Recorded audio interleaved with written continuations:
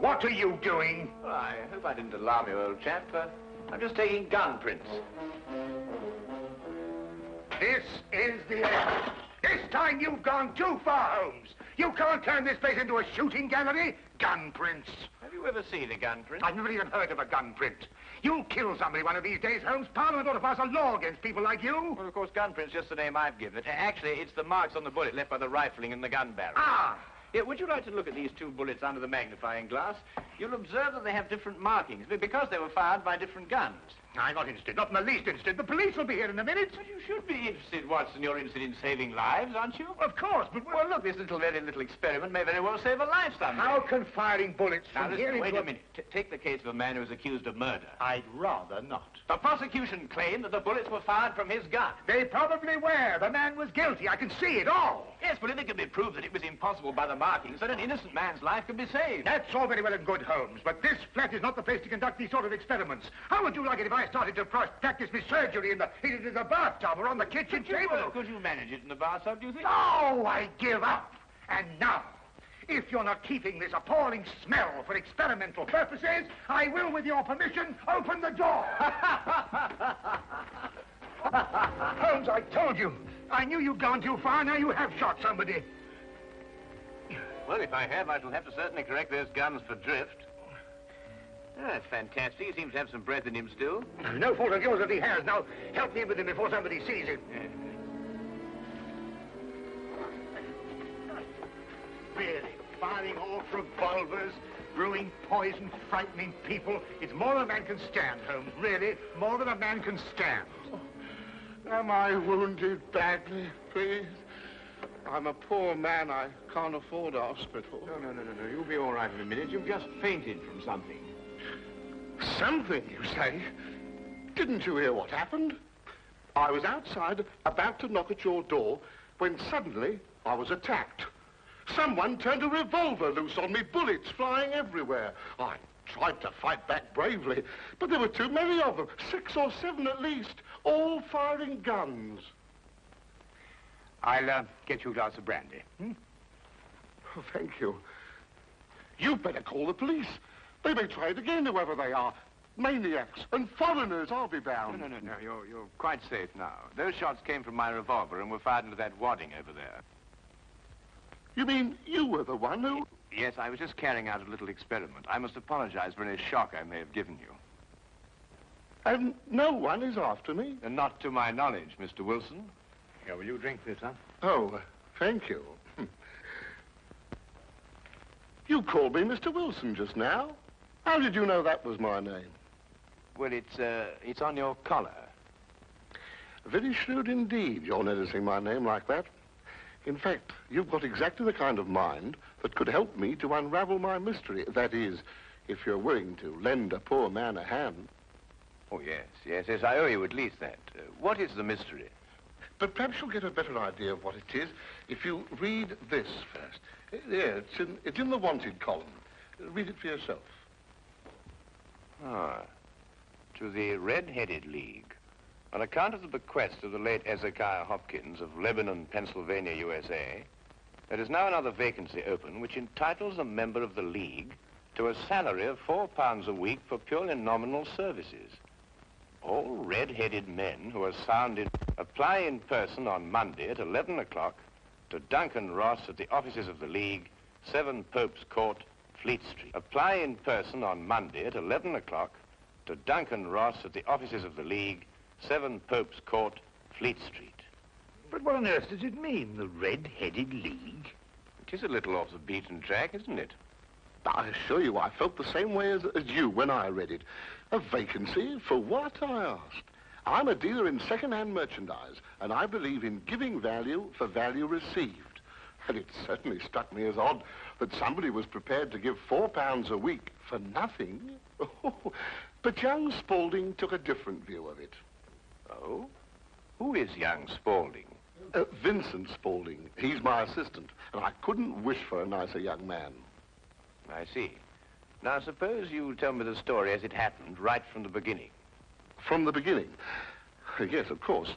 Well, it all started 2 months ago when that paper came out. I was in the shop at the time. I'm there practically the whole of my time. I'm a widower and I've got little else to do. When young Spaulding came back from lunch. Mr. Wilson, if you only knew how I wish that I had red hair like you. Huh? Don't believe it or not. Here is another vacancy for the League of Red-Headed Men. A league of what? Red-Headed Men. Surely you've heard of them, haven't you? Oh, I'm afraid I don't get about as much as some of you young people do. I should have thought everyone would have heard of the League of Red-Headed Men. Well, at least everyone who was eligible. Now, a man like you, if he were accepted, could make himself a nice little nest egg without hardly lifting a hand. Vincent, I've told you before, there's one thing you've got to learn in life. Nobody ever gets anything except by the sweat of his brow. Value receives value. What is this Red-Headed League? Take a look at this paper yourself. How I wish my hair would change color, really I do. What a nice little nest egg I'd make for myself. Well, this doesn't make sense to me. No? Will you see the name? Hezekiah Hopkins? Yes. Oh, he was an American millionaire. Very peculiar in his ways. He was red-headed himself and had great sympathy for all red-headed men.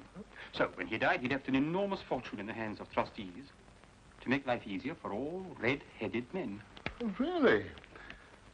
Yeah, red-headed men. Uh-huh. Oh, but I couldn't apply even if I wanted to. I've got the shop here to look after. Well, that's the whole point. The work don't amount to anything. Absolutely nothing at all. It need not interfere with a man's other occupation. Well, even so, probably millions of men would apply for it. No, this is limited to Londoners and to grown men. You see, this American started off from London and I suppose wanted to do the old town a good turn. And then again, I hear it's no use applying unless your hair is a real fiery red. Huh. Do you think my hair is red enough? I've never seen any redder. I could use the money. There's all sorts of repairs I could do, and... Vincent, I'm going to investigate this league. Lock up the shop. You're coming with me. Yes, sir. You're right. It is fiery red, isn't it?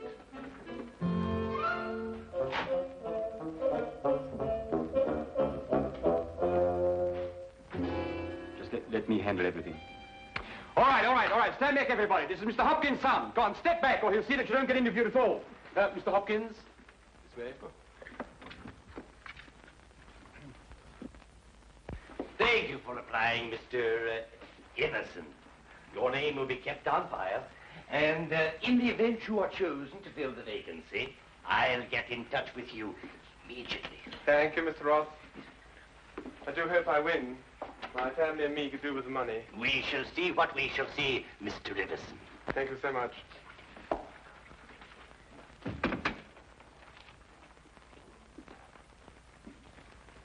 Are you the next applicant? Yes, this is Mr. J.B.S. Wilson. Your search is over. He's willing to fill the vacancy. Will you sit down, Mr. Wilson?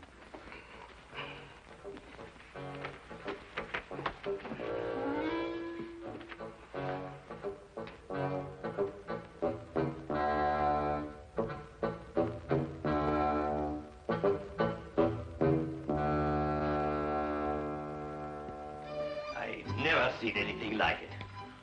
I told you, Mr. Wilson. It's extraordinary, beyond belief. Congratulations.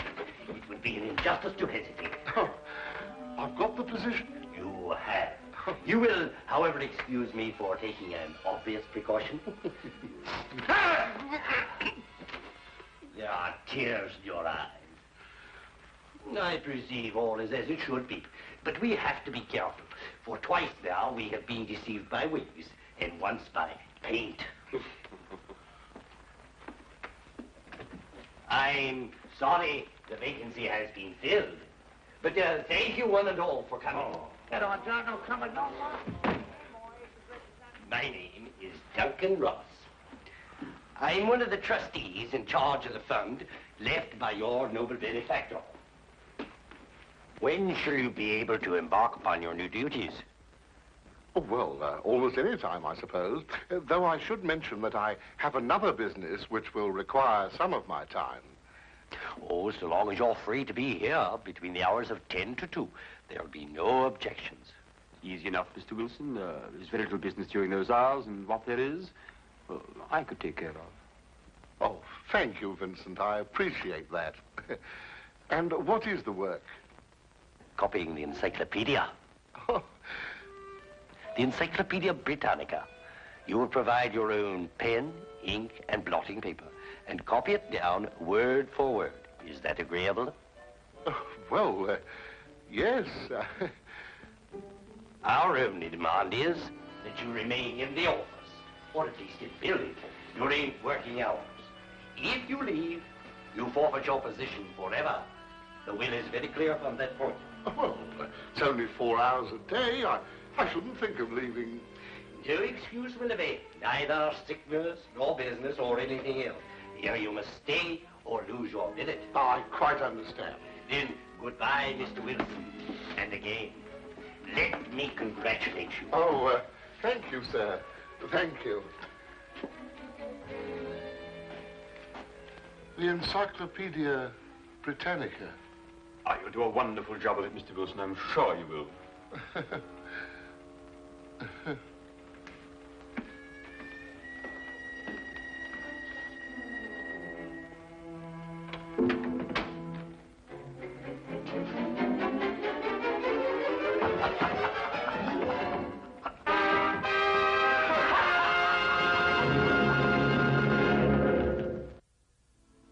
The first word was Archon. At the end of 8 weeks, I'd finished the A's and begun the B's. For this, Mr. Ross rewarded me every Saturday with 4 golden sovereigns. Yesterday morning, however, I got a staggering blow indeed.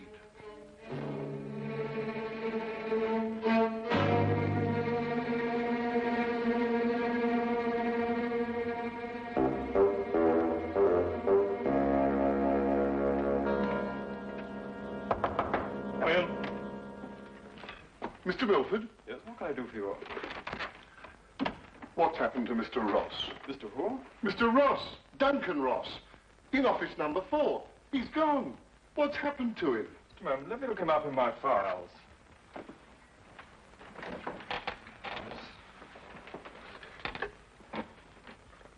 Are you a customer of this, Mr. Ross? I work for him. That is, I did up until this morning. What did you do? I copied the encyclopedia. You copied? The Encyclopedia Britannica. Wouldn't it have been cheaper buying another encyclopedia rather than going to all the trouble of copying it? You don't understand. That's the work the Red-Headed League required me to do. Look here, my good man. If this is a joke, I fail to see the humor. If it isn't, it's my duty to inform you that office number 4 was rented temporarily to William Morris, an accountant. I never heard of Duncan Ross, nor the Red-Headed League in all my life, and I'm certain they never existed. I got the home address of William Morris, but when I arrived there, it turned out to be a factory making ladies' unmentionables. No one had ever heard of William Morris or Duncan Ross. My word, you really were on a wild goose chase, weren't you? After that, I didn't know quite what to do. The whole experience was so embarrassing, I could hardly make myself tell it to Spaulding. Then, quite naturally, you thought of me. Well, as I said before, I'm not a rich man. If I don't locate the League or find out what happened to them, I stand to lose £4 a week. You don't stand to lose anything, Mr. Wilson. You can't lose something you didn't possess in the first place. And the story is probably a pack of lies in any case. Holmes. And if it isn't, you've no reason to complain. You're £30 richer by your experience, not to mention the invaluable knowledge you've gained on every subject under the letter A. If I were you, Mr. Wilson, I'd be quite grateful and forget about the whole affair. Good day to you, sir. Well, I hardly expected this kind of treatment. If you should discover a corpse at your second-hand shop in an old cello case, you're perfectly welcome to return. In the meantime, I have an experiment to conclude. I'm going to find out if firing a gun in a house is illegal. If it is, you can rely on me to report you. Holmes, what on earth persuaded you to behave like that? Yes, it was rather unseemly behavior, wasn't it, Watson? Right. But absolutely necessary, I assure you. But why? Well, if I told him I was willing to take on his case, he'd probably give me away to the wrong party. Why burden him with the necessity of having to keep a secret? Then you mean you're going to take the case? I wouldn't miss finding out about the Red-Headed League for all the tea in India. China, Holmes. Do you think it could be a prank, some sort of wild practical joke on Mr. Wilson? Well, at £4 a week for 8 weeks, the joke would be on someone else. It is a considerable sum, isn't it? The case, as I see it, breaks down into two whys. I think I know the first why, but the second why eludes me. Well, which is the why you know and which is the why you don't know? Well, why was the League formed? Now, that's obvious. To keep Wilson out of the shop a certain number of hours a day. But why is the why that I want to know? Well, why is the why that you want to... I see. You mean somebody tried to get Wilson out of his shop in order to steal something from him? No. The case is too elaborate to justify stealing from so small a shop as Wilson's. No, the reason is bigger than that. Bigger than any of us might imagine. Now, you're not going to start shooting again, Holmes. No, but I get to take this with us. Us? Yes, you're interested in the case, aren't you? I'm a doctor, Holmes. Well, all the better if someone should get hurt. This started out to be such a peaceful morning, and an old friend of mine was coming from India, and we were going to spend the day together. And now look what you've talked us into, the Red-Headed League. Yes, exciting, isn't it?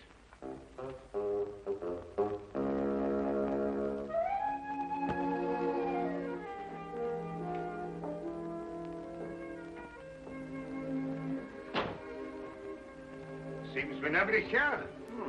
I wonder where it could be. I'll be right with you, gentlemen.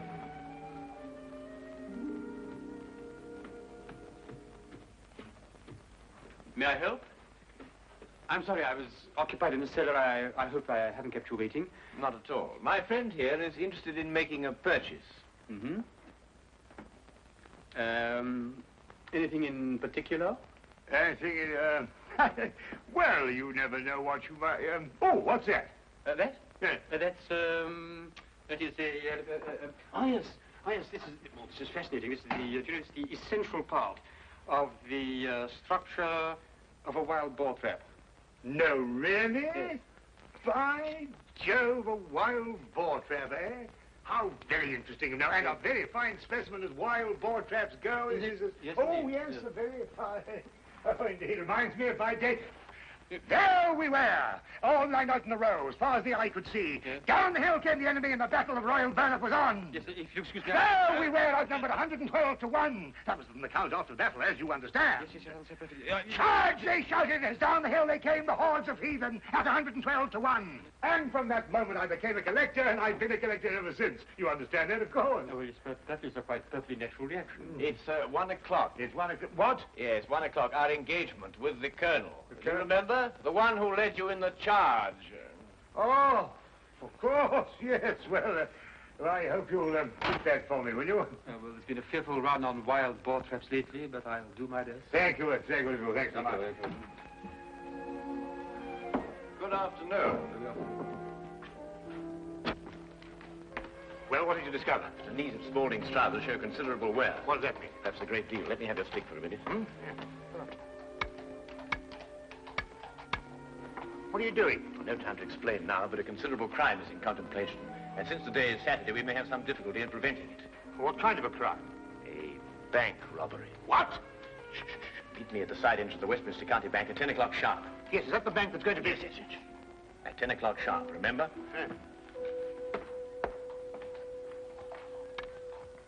The basement vaults of the Royal Westminster Bank, as you can see, they are impregnable.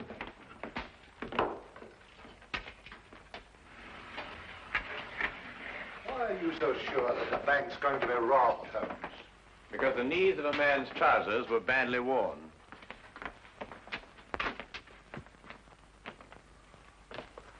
I can't see how they can possibly get in here.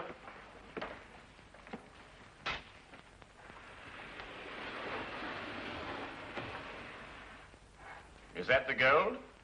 Yes. We had occasion some months ago to strengthen our reserves, and so we borrowed 30,000 Napoleons from the Bank of France. Word must have leaked out, if Mr. Holmes' deductions are correct. Gentlemen, we must prepare ourselves. As soon as Mr. Wilson goes to sleep, they will make attempts to get in.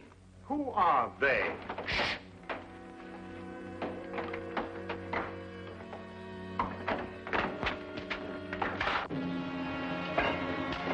Get back.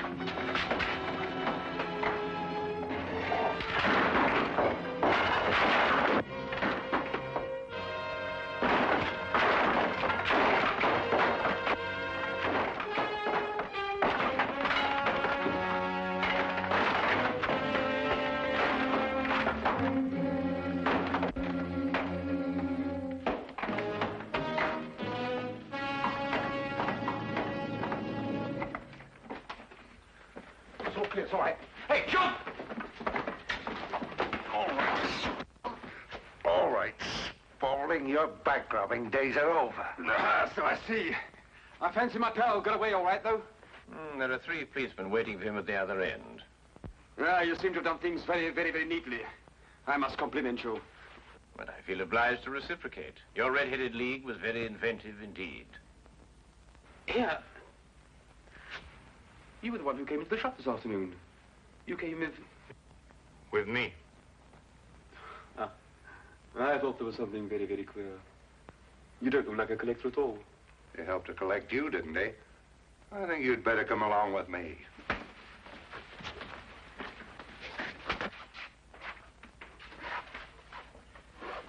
I don't know how the bank can repay you, Mr. Holmes. I've been more than amply repaid, Mr. Merriweather, by having one of the most unique experiences of my career. However, there is one thing you could do for me. Name it. Well, it's... Anything, Mr. Holmes? I'm a regular depositor at your bank, Mr. Merriweather, and I should be eternally grateful if you could do something about your pens. I've yet to find one of them that worked. Come along, Watson.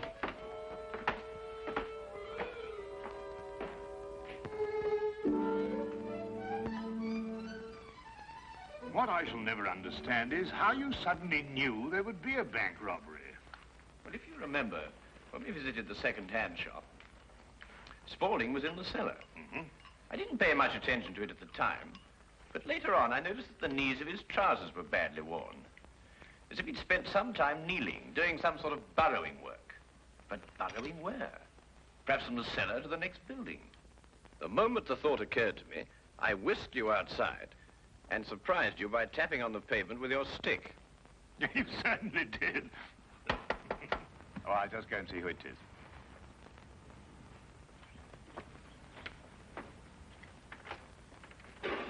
Hello, come on in, Inspector. How Good evening, Dr. Watson.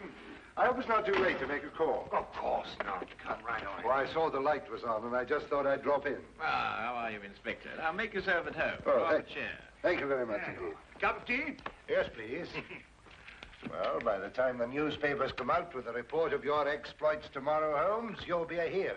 Well, I shall try and remain humble through it all. Yes, the whole of London. Except, of course, Mr. Wilson. Unless I miss my guess, he wants me still to arrest you. Arrest me? What for? Well, he didn't like the way you treated him last night, you know. And then, of course, he complains that... Oh, no, it's too ridiculous. Still, I think you'd enjoy hearing about it. He claims that you were firing a revolver in this house. You know it's against the law, don't you? But who in their sober senses would do such a thing? Yes, it does sound very implausible, doesn't it? Yes, that's exactly what I told him. I mean, people just don't do things like that, do they? No.